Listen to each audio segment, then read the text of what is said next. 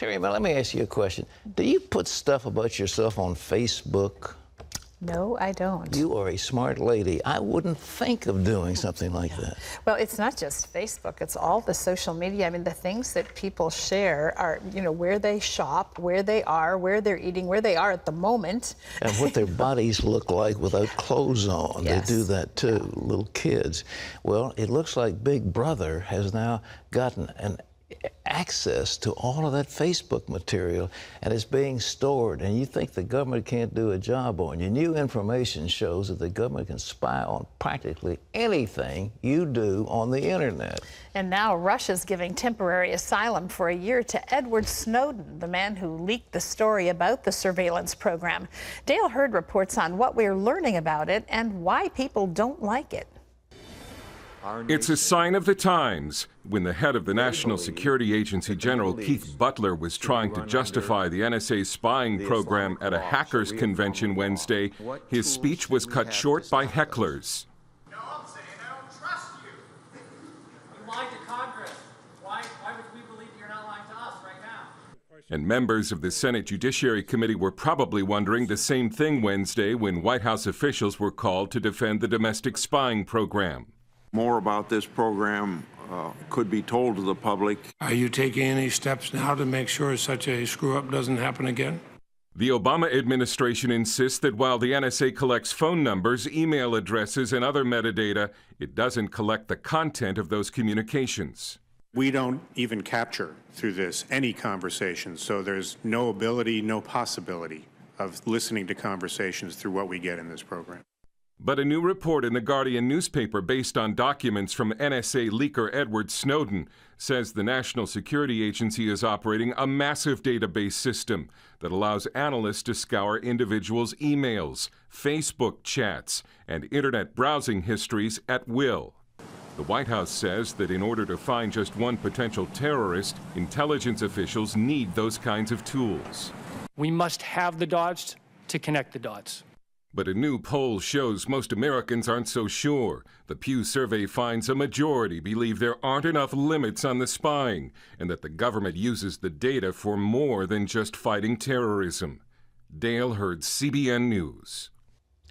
I don't know about you folks, but I tend to think this Edward Snowden is more of a hero than a criminal, and I think the idea of punishing him, sending him to prison, he's just telling us what we needed to know, and The Guardian published it. You know, but why should we keep all this secret? I mean, this gigantic thing, it staggers the imagination. Never in the history of mankind has any government had the ability to monitor everything its citizens do. The United States now, with the giant facility of the NSA, has the ability to know everything you do every minute of the day, and it is horrifying to think about it. Sure, we might be able to get a terrorist. We didn't get the Boston bomber with all that technology. We didn't get the underwear bomber with all that technology. We didn't get the shoe bomber without that technology. And we didn't get that crazy major down there at Fort Hood, Texas, and went on a shooting rampage. We didn't get him even though we should have known. So what are all those computers going to do for us? Well, they're going to cost a huge amount of money, but they will violate the privacy of every citizen in this nation.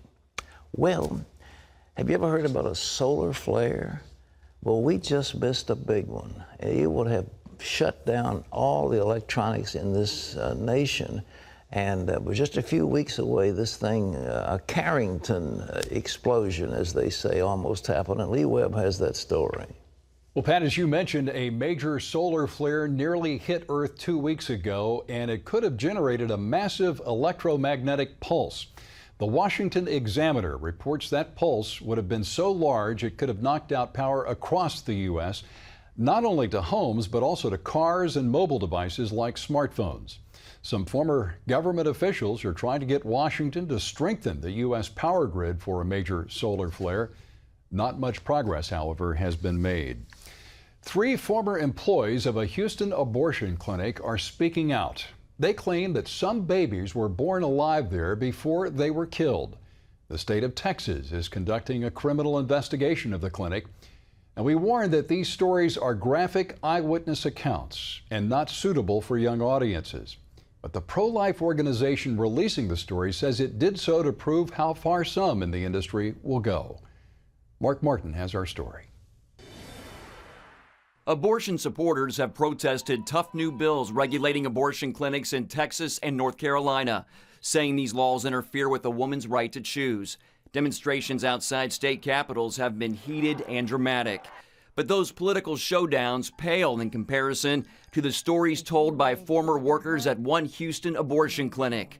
They describe babies being born alive daily and killed at the hand of an abortionist. Pro-life group Life Dynamics released their interview to prove what happened at the Kermit Gosnell Clinic in Pennsylvania wasn't an isolated incident. When he did an abortion, especially a over 20-week abortion, most of the time the fetus would come completely out before he either cut the spinal cord or he introduced one of the instruments into the soft spot of the fetus in order to kill the fetus. But I wasn't aware, I thought, well, it's an abortion, that's what he does. But I wasn't aware that it was illegal. And of course the fetus would still be alive because it was still moving, and you could see, the stomach breathing. You saw this happen? Oh yes. I think every morning I saw on several occasions. Edge and her former co-workers say that's not all they witnessed at the abortion clinic. Actually twisting the head off the neck, kind of with his own bare hands. And you saw that happen? Yes, sir. Sometimes he would go through the stomach as well. Sometimes he would do what? He would force it through the stomach. The instrument, is it beards? And twist it. Yeah. And you saw that? Mm-hmm. And if the baby was in a breech position? He would hold the fetus by the feet and kind of pull down and insert the claws. And when he would squeeze them, you can see that baby's toes spread open. So other employees besides just Deborah and Crystal knew that these sort of things were going on? Oh, yeah. Everybody there. Everybody knows. It's an open book. Mark Martin, CBN News. You can see more of these interviews by going to our website at cbnnews.com. Pat, this is shocking. I don't understand the pro-abortion forces that keep protesting, keep abortion safe and legal. It's horrible. It's a charnel house. What Gosnell was doing in Philadelphia was horrible. Well, it's not just isolated. It's all over the country. And why would any sane person demonstrate to keep this going? Lee, I'm a great-grandfather, and yesterday I had the joy of seeing my great-grandson. I've got several great-grandchildren now, but this little boy was 6 months old yesterday. So cute, so beautiful, so precious, so smiling, so responsive. And to think somebody would snuff the life of one of those little babies. Where is our compassion in a nation that has killed over 50 million of these precious babies? Lee? Pat, congressional Republicans say Attorney General Eric Holder gave deceptive and misleading testimony in May. Holder told Congress he had never been involved in potential prosecution of journalists, but Republicans point out that Holder had already approved a search warrant on a Fox News reporter in 2010, and they say that reporter could have been prosecuted. The Justice Department, however, points out that no charges were ever brought in that case. Pat? This Holder is getting away with murder, and he's a buddy of the president's. And because he's a buddy of the president's, he's going to be sheltered by the president unless Congress makes a big stink about it. And I think they need to do it. They need to go after that man and insist on criminal charges. I mean, lying to Congress. My friend Ollie North, if you remember back a few years ago, that much decorated lieutenant colonel holding his hand up and giving testimony. Well, he made one statement that they found was somewhat false, and they tried to put him in jail. They persecuted him for that. Holder has violated all kinds of norms. And going before congressional committee, he stonewalled on Fast and Furious and some of these other initiatives, and then he goes out and bald-faced lies. They should go after him with a criminal charge. And Congressman Goodlatte of the 6th District of Virginia happens to be the chair of that committee, and I think that Bob Goodlatte is tough enough to to do what needs to be done. But this man shouldn't be allowed to get away with what he's doing. They are scoffing